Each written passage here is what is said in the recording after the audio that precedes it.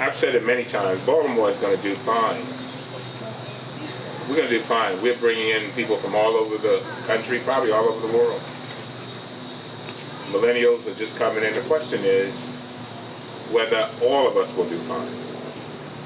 And when I heard about this program, I was having dinner with Robert Smith, one of the major funders of this program, and he told me about it, and one evening at about 8 o'clock, and the next day by 1 o'clock I was here. Because I just wanted to see it. I said, this is too good to be true. And as I listened to you, Madam President, I could not help but think about my strongest desire is that this program will be able to sustain itself. Let me tell you why I say that. Because so many of our young people have been disappointed so many times. And when I came here and saw the young people, I didn't get a chance to talk to them, but I mean, for them to talk to me, but I talked to them. I looked at them and they seemed so enthusiastic. And I know I've been in their position, dreaming a dream so often and not trying to figure out where the ramp is to get there. Sometimes not even dreaming a dream because they never saw anything to dream about. But these young folks are enthusiastic. I was telling one of my staff members today, I said, you know what? This is a great program. Because basically what you're doing is giving them another extra year or two of the equivalent of college for free. And at the same time, what you're doing, guaranteeing them an internship and a paid internship, hello, and in an area, IT, which is so very, very, very, very important. Research shows that in Maryland, we've got 27,000 jobs in Maryland, IT positions that we can't even fill. And we need these young people to walk into their destiny. And so I'm really excited about this. But Madam President, you said it right. Students, you have a duty to take advantage of this opportunity. When I spoke to you all the other day, remember what I told you? I said, for whatever reason, whether it was because somebody mentioned it to you at the bus stop, whether you read about it in the newspaper, the fact is that you have been chosen, and you're here. And you have been given, as the mayor would say, and I say often, you've been given a chance to change the trajectory of your destiny. And I beg you, I don't ask because asking is too cheap. The reason why I beg you to take advantage of it is because this is not about you. It's bigger than you. This is about generations yet unborn. When I came to this facility the other day, I'd never been in this area. But I saw so many people who had lost their way. You know them, they're our cousins. Y'all know them, our friends. Folks who had a dream at one time, but some kind of way lost their way. And so now you've been given this opportunity.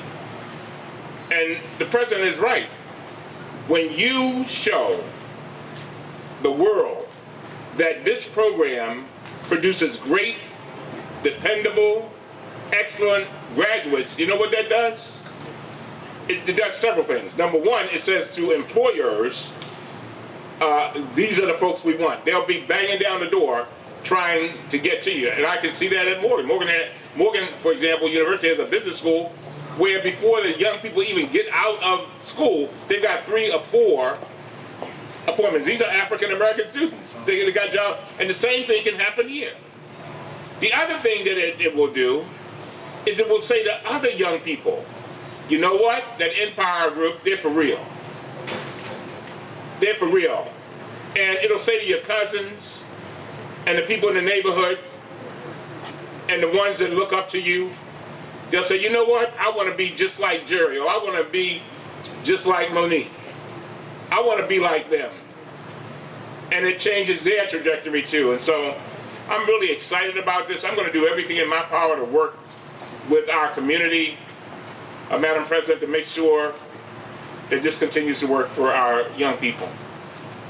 If we are to bring Baltimore to the place that we really want it to be, to make it an even more perfect city than what it is, as the mayor has said, we have to address this population.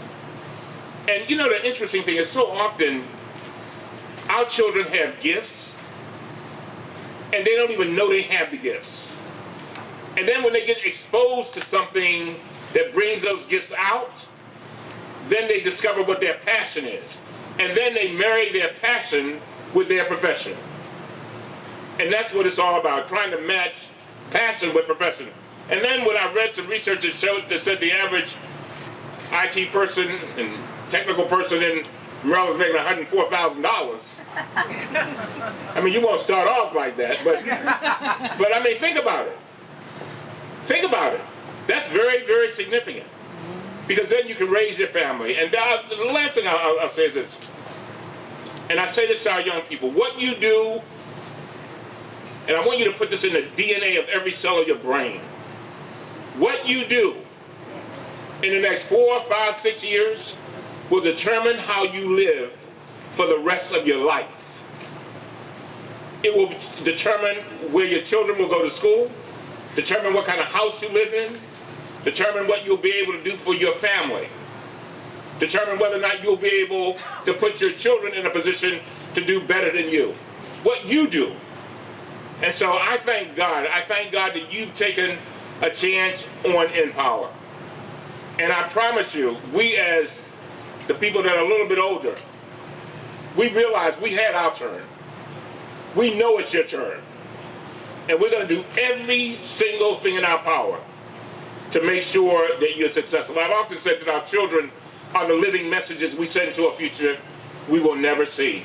When the mayor talked about her father